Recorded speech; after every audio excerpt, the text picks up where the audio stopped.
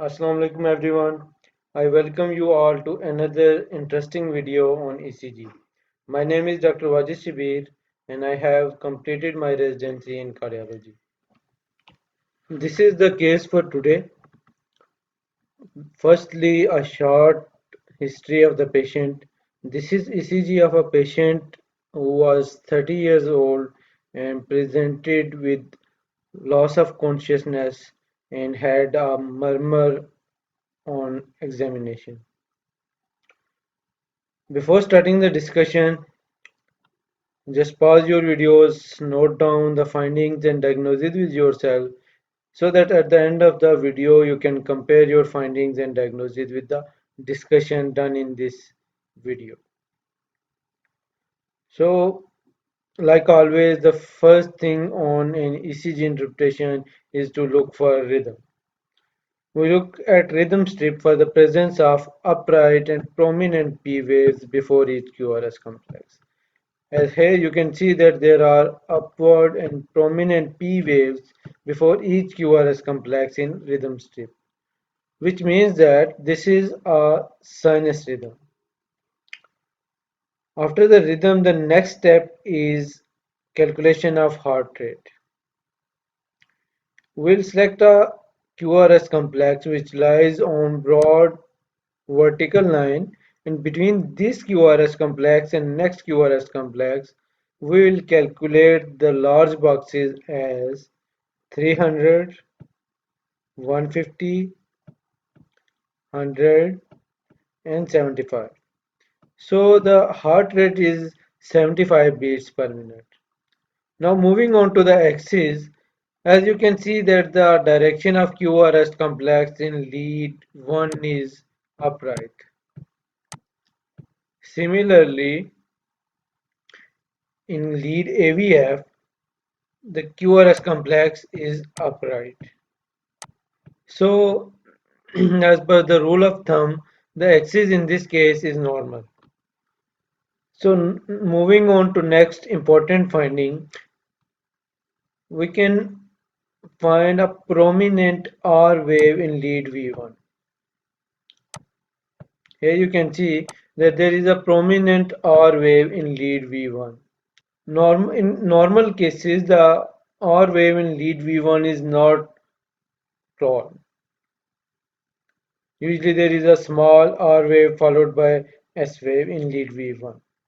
If you remember from some of our previous videos, we discussed that there are multiple differential diagnoses of tall and prominent R wave in lead V1. One of differential was normal variant. Similarly, a prominent R wave can be found in a patient with right ventricular hypertrophy in case of posterior wall MI, Duchenne muscular dystrophy, hypertrophic cardiomyopathy, and WPW syndrome. Now, once we know the differential diagnosis, we will try to narrow it down to one differential by looking at this ECG. Now, if you look at lead V4, V5, V6, and lead 1 and AVL, you can find that there are Q waves present in these leads. Normally, you do not find Q waves in these leads.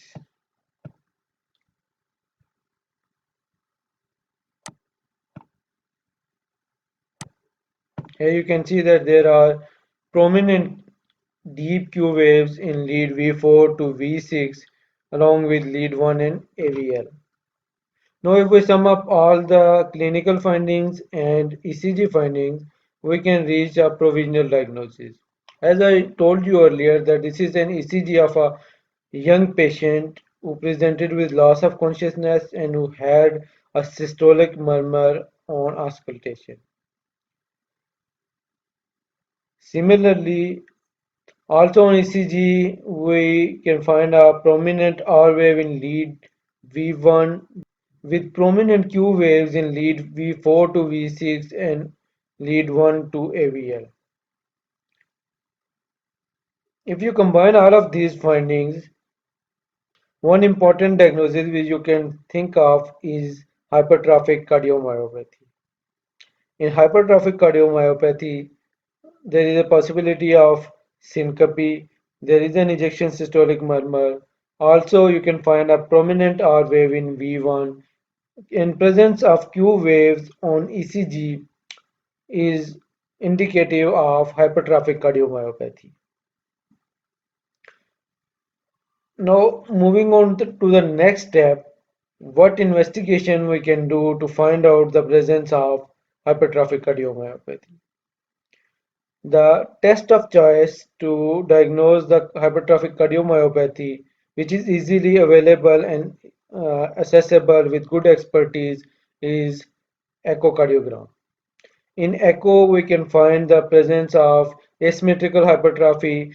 There is associated mitral regurgitation and systolic anterior motion of anterior mitral leaflet. Also, on a Doppler examination, we can find a resting alveoli gradient of 30 mm or more.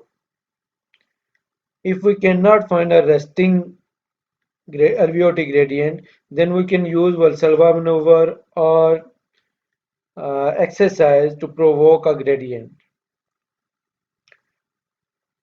Now, what will be the treatment of hypertrophic cardiomyopathy? The first line treatment is beta blockers or calcium channel blockers. If patient is still symptomatic despite treatment with beta blockers or calcium channel blocker, then we can use disopyramide, which is a class 1 antiarrhythmic drug. If still patient is symptomatic, then we have to assess whether patient is a good surgical candidate. If so, then we can go for myomectomy. Otherwise, we can go for septal ablation.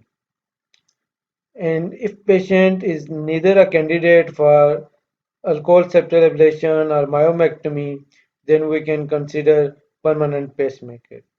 There is a risk of sudden cardiac death in patients with hypertrophic cardiomyopathy. So these patients may need ICD to prevent sudden cardiac death.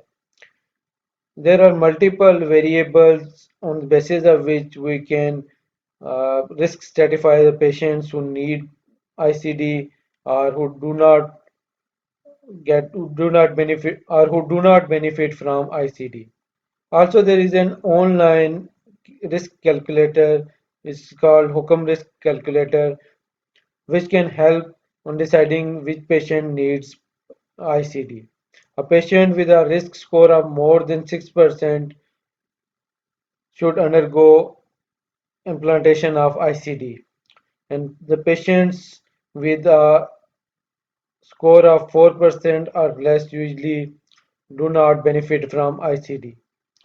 If patient has a risk score of 4 to 6%, it is a gray zone and ICD should be implanted after detailed discussion with patients about the risk and benefit of the ICD. So this is all about today. Hopefully you liked our video.